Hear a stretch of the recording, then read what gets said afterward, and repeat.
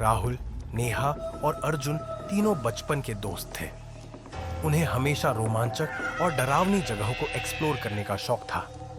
एक दिन उन्हें एक पुरानी वीरान हवेली के बारे में पता चला, जिसके बारे में कई डरावनी कहानियां प्रचलित थीं। कहा जाता था कि वहां जाने वाला कोई वापस नहीं आता। राहुल को यह एक मजाक लगा, लेकिन नेहा और अर्जुन थोड़ा हिचकिचा रहे थे। आखिरकार रोमांच की तलाश में तीनों ने रात के समय हवेली जाने का फैसला किया। रात के 12 बजते ही वे हवेली के पास पहुंचे। हवेली बहुत ही विशाल थी, लेकिन टूटी फूटी अवस्था में थी। उसकी दीवारों पर पुराने समय की पेंटिंग्स लगी थी, जिनमें कुछ अजीब सी आंखें चमकती दिखाई दे रही थी। जैसे ही उन्होंने दरवाजे पर दस्तक दी, वह खुद ब खुद चरमराते हुए खुल गया। जैसे ही वे अंदर घुसे, दरवाजा तेज आवाज के साथ अपने आप बंद हो गया।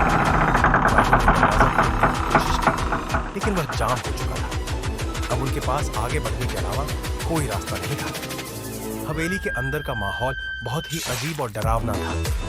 जगह जगह मकड़ियों के जाले थे और धूल की मोटी परतें जमी हुई थी। लकड़ी का फर्श हर कदम पर चरमरा रहा था।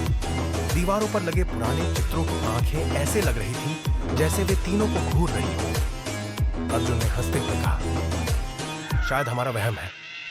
लेकिन तभी एक तस्वीर अपने आप दीवार से गिर गई और उसमें खून के निशान उभर आए। राहुल ने देखा कि हवेली के एक कोने में रखा चूल्हा धीरे धीरे अपने आप हिल रहा था। तभी नेहा की नजर दीवार पर खून से लिखे एक वाक्य पर पड़ी, तुम यहां नहीं आना चाहिए था। तीनों घबरा गए, लेकिन फिर भी उन्होंने ऊपर जाने का फैसला किया। जैसे ही वे सीढ़ियां चढ़ने लगे, एक ठंडी हवा का झोंका आया और अचानक नेहा को किसी ने पीछे खींच लिया। अचानक हवेली में एक खतरनाक ताकत जाग गई। हवेली के दरवाजे बंद हो गए और एक रहस्यमय शक्ति तीनों को अलग अलग दिशाओं में खींच लिया। राहुल एक अनंत गलियारे में फंस गया। वह भागने की कोशिश कर रहा था, लेकिन हर दरवाजा उसे एक ही जगह वापस ला देता था। नेहा भूतिया गुड़ियों के कमरे में पहुंच गई। वहां चारों ओर पुरानी गुड़ियां रखी थी। वे धीरे धीरे अपनी जगह बदल रही थी और उनकी आंखों से लाल चमक निकल रही थी। अचानक उनमें से एक हंसने लगी। अर्जुन आईनों की दुनिया में कैद हो गया था। चारों तरफ बस आईने ही आईने थे, लेकिन उनमें उसके अक्स डरावने दिख रहे थे। कोई खून से लथपथ था, कोई अजीब ढंग से मुस्कुरा रहा था। तभी अचानक हवेली में बिजली कड़कने लगी और उनके सामने भयानक झलकियां आने लगी। उन्हें अपने पिछले जन्म की घटनाएं दिखाई दी। सदियों पहले इन्हीं तीनों ने इस हवेली में एक औरत को जिंदा जलाया था। अब वही औरत एक भूतनी बन चुकी थी और इन तीनों से बदला लेने आई थी।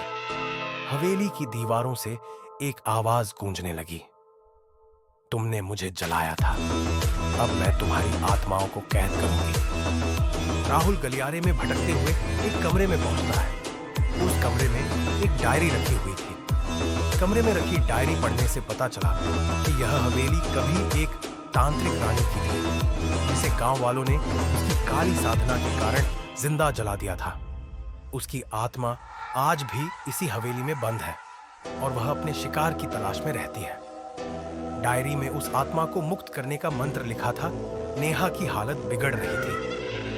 तभी आईनों में से आवाज आई, अगर तुमने मेरी आत्मा को मुक्त नहीं किया तो तुम्हारे शरीर मेरे गुलाम बन जाएंगे। राहुल ने तुरंत से डायरी में लिखे मंत्र को जोर जोर से पढ़ना शुरू किया।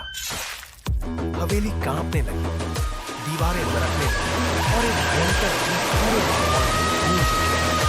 नेहा जोर जोर से आईने अपने आप राहुल ने जैसे सारे मंत्र पढ़े, नेहा एक झटके में बेहोश हो गई। अचानक सब शांत हो गया। जब नेहा को होश आया तो वह पहले जैसी थी। आईने टूट चुके थे और हवेली अब बस एक वीरान ढांचा लग रही थी। राहुल, नेहा और अर्जुन हवेली से बाहर निकलते हैं।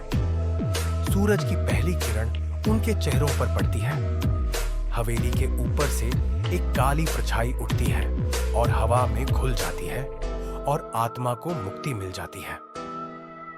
राहुल, नेहा और अर्जुन अपने घर लौट जाते हैं।